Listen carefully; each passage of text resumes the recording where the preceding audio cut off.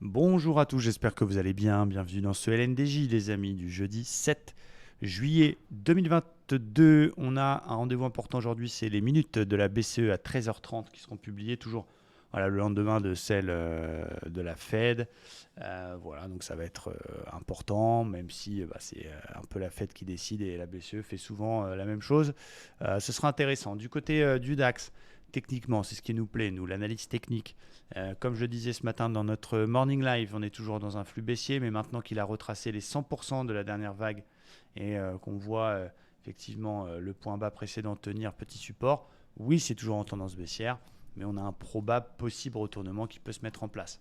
En 4 heures, on reste quand même dans une dynamique avec des plus hauts et des plus bas, de plus en plus bas, donc attention à ne pas aller trop vite en besogne. On a la MM50 juste au-dessus de la tronche. Il faudrait vraiment qu'il casse cette zone des 12 009 pour être un petit peu plus tranquille. Il est au-dessus d'un petit support oblique en 1 heure, donc qui pour l'instant soutient le rebond technique. Il ne faut pas shorter, en tout cas pas se mettre contre ce flux. C'est haussier à très court terme et on se dirige très visiblement vers les 100% de la dernière vague de baisse. On a cassé les 61,8 hier, on s'est réappuyé dessus ce matin. Il n'y a pas de vrai obstacle avant la zone des 890, 900. Donc mon plan, il y avait un petit OPR qui a été cassé, pullbacké. Donc je pense, et ce n'est que mon avis, qu'il peut continuer sa hausse, à part surprise de la BCE sur les 12 009, pas dans le train, eh ben, c'est trop tard pour acheter. Il n'y a plus de timing, hein, c'est fini. Il faudra surveiller la zone 12 009 parce que ça peut être une zone, c'est une zone polarité, ça peut être résistance aussi. Si on casse 12 009, il faudra continuer à chercher des achats jusqu'à la grosse zone des 13 004. Et à l'inverse, peut-être que la BCE va dire des conneries. S'il y a un signal dans 12 009, eh bien, les contrariens pourront tenter un short.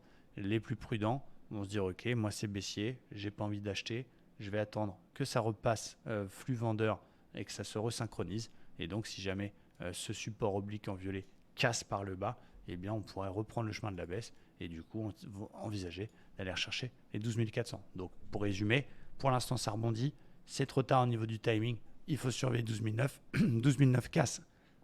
Pardon, il faut continuer les achats sur des setups type OPR, genre de choses, jusqu'à la zone des 350-400.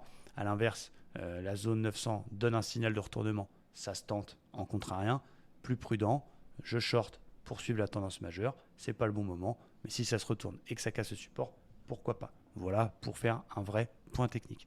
Du côté du Dow Jones, c'est un peu pareil, on est dans une phase baissière, mais avec un marché qui tente de rebondir. Alors les bougies, elles sont beaucoup plus dégueulasses. Du côté du Dow, qui est déjà sur sa moyenne mobile 20 Daily Expo, on a un peut-être point bas plus haut que le précédent. Mais bon, attention à ne pas s'enflammer. On est carrément dans un range entre la borne basse 30 440 et la borne haute qui a été déjà 3 fois résistance 31 200, 220. Donc faut pareil, patienter. On a un petit drapeau qui n'est pas super joli. Je pense qu'il faut attendre pour payer fort la cassure du range par le haut, voire la cassure des 61,8. Et s'il pète 31 280, forte probabilité d'aller chercher les 31 750.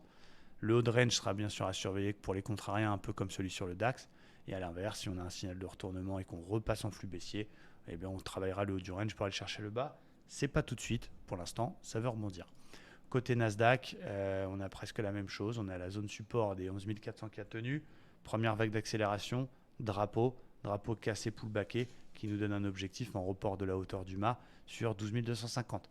On vient de casser les 61,8 une seconde fois, sauf très grosse surprise.